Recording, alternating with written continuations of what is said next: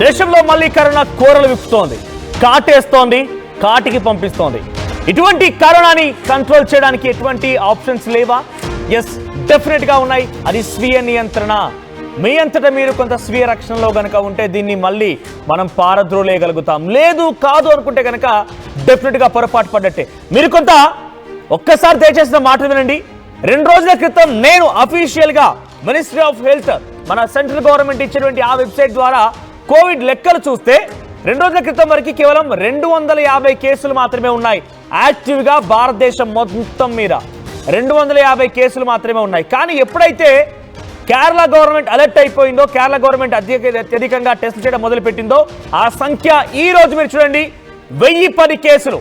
1010 కేసులు నమోదై ఏకంగా సుమారుగా 1010 కేసెస్ ఈ రోజు యాక్టివ్ గా ఉన్నాయి. కేవలం ఇది టెస్ట్ చేసిన వారికి పాజిటివ్ గా వచ్చింది. ఇంకా టెస్ట్ చేయకుండా భయపడిపోయి ఇంకా ఇల్లు ఉన్న చాలా మంది ఉన్నారు.